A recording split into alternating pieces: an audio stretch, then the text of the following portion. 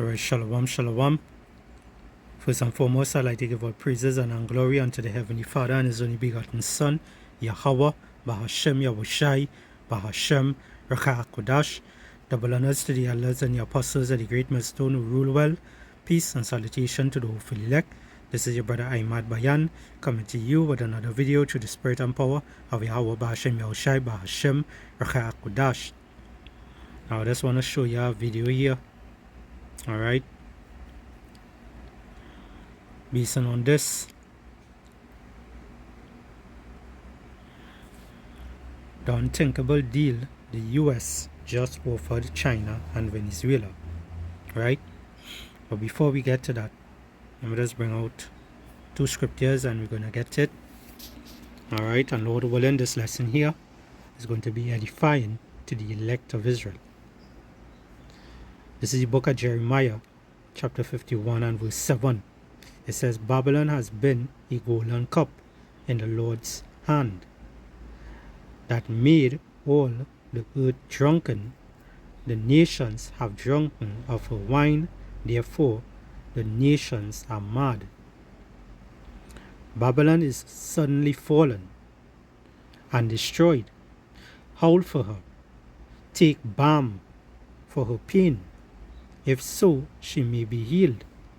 And we know balm is something that, you take for pain, right? In other words, Babylon the Great, aka America, is in a lot of debts, right? And they are basically ready to bring forth the digital system, right? Because their paper dollar is already crashed. They don't want to let no one knows that. Alright? They're basically hiding it from the public. But really and truly, they are done. Alright? They are done. So all the paper that they keep printing with the printing machine, it have nothing that could back up that money. Right? That is not really real money. Real money is gold and silver. Right? And that is what these devils don't have. Right? It says Babylon is suddenly fallen and destroyed. Howl for her, take balm for her pain. If so, she may be healed. We would have healed Babylon, but she is not healed.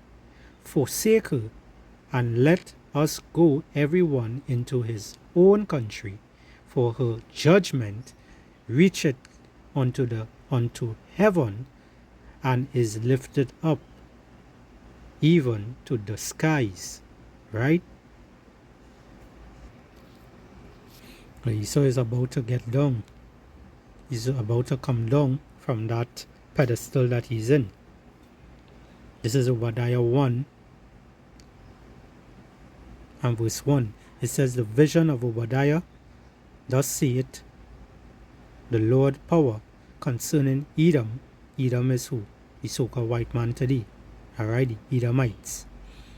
We have heard a rumor from the Lord Yahweh. An ambassador is sent among the heathen. Arise ye, and let us rise up against her in battle. Behold, I have made thee small among the heathen. Thou art greatly despised. Because no one likes America anymore. The pride of thy heart has deceived thee. Because we know Esau is a very prideful man. And they have Donald Trump. Alright?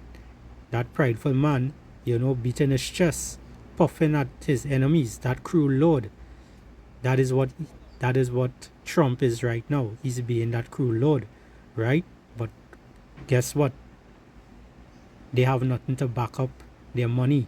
That's why they want to attack Venezuela to get the oil, It says, the pride of thy heart has deceived thee, thou that dwellest in the clefts of the rock, whose habitation is high, that saith in his heart, who shall bring me down to the ground?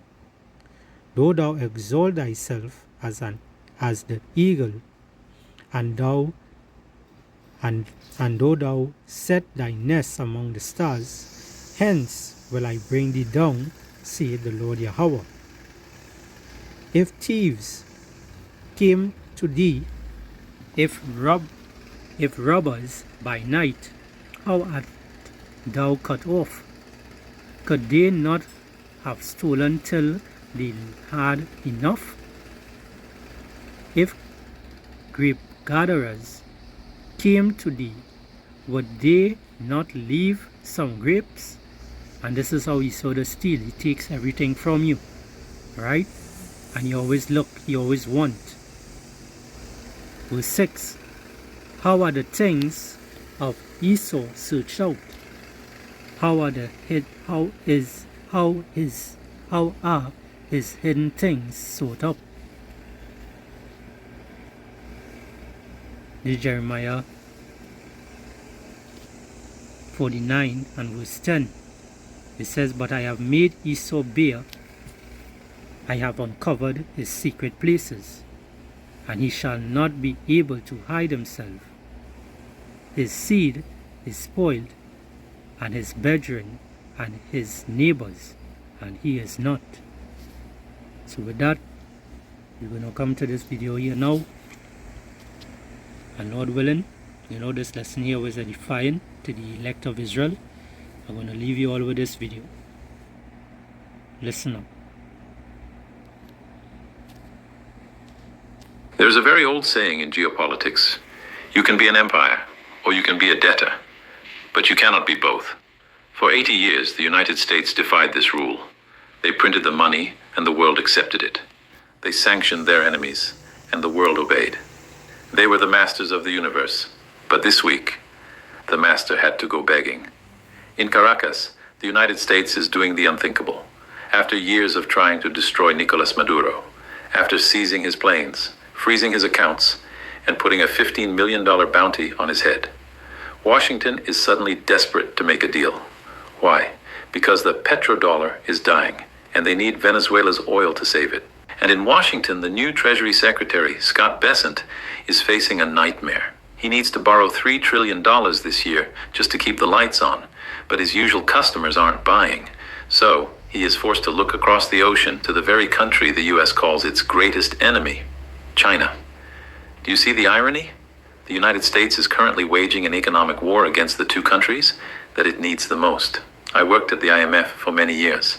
I have seen this pattern before. When a superpower starts begging its enemies for resources, it is not a 4D chess move. It is a liquidation sale. Today we are going to look at the two desperate deals happening behind closed doors: the oil deal in Venezuela and the debt deal with China. Because if either of these deals fails, the American economy does not just recession, it stops. Let us start with the humiliation in Caracas. If you want to understand how weak the American empire has become, you do not need to look at the GDP numbers. You just need to look at who they are shaking hands with. 5 years ago, the United States declared that Nicolas Maduro was not the president of Venezuela. They recognized a man named Juan Guaido. They froze Venezuela's bank accounts. They seized their airplanes. They even put a $15 million bounty on Maduro's head like he was a cowboy outlaw in a Western movie. The goal was simple: collapse the Venezuelan economy, force a regime change, and take control of the world's largest oil reserves. So, what happened? Maduro is still there, but the American oil strategy is dead. You see, the United States made a catastrophic miscalculation. They assumed that if they sanctioned Venezuelan oil, the world would stop buying it. But the world is hungry. China continued to buy. India continued to buy. And here is the detail that keeps the U.S. Treasury awake at night. They did not pay in dollars. Venezuela became the first laboratory for a post-dollar oil market. They started selling their oil for Chinese yuan and increasingly for USDT crypto. By sanctioning them, the U.S. forced Venezuela to build a financial immune system. They proved to the world that you can sell oil without Washington's permission. And now the tables have turned. While the U.S. has plenty of oil in Texas, it is the wrong kind of oil. It is light sweet crude. But the massive American refineries in the Gulf Coast, they were built 50 years ago to process heavy sour crude. Without that heavy oil, the refineries choke. They cannot produce enough diesel. And if diesel runs out, the American supply chain stops. So we see the unthinkable. American diplomats are quietly going back to Caracas. They are issuing waivers to companies like Chevron to pump oil in Venezuela again. They are offering debt relief. They are essentially begging the man they tried to overthrow to please turn the pumps back on. This is not diplomacy, this is surrender. It proves that when push comes to shove, the United States needs the Global South's resources more than the Global South needs the United States' permission. But if the situation in Venezuela is embarrassing, the situation in Washington is absolutely terrifying. While the diplomats are begging for oil, the Treasury is begging for cash. This is where the new Treasury Secretary, Scott Bessent, finds himself in a trap. The American public thinks the Treasury Secretary's job is to manage the economy. It is not. His job is to be a salesman. Every single year, the US government spends trillions more than it taxes. To fill that giant hole, they have to sell paper, US Treasury bonds. For decades, this was the easiest job in the world. The entire planet lined up to buy American debt because it was considered risk-free. But this year, the math has broken. The United States needs to sell $3 trillion in new debt just to survive the next 12 months. And the question Mr. Bessent has to answer is, who is going to buy it? He looks at Japan, traditionally the biggest buyer. But Japan is in a currency crisis. They are not buying American debt. They are selling it to save their own yen. He looks at Europe. They are stagnant, fighting their own recession. He looks at the American banks. They are already stuffed full of government paper, sitting on unrealized losses. There is only one buyer left on the planet with deep enough pockets to bail out the United States, China.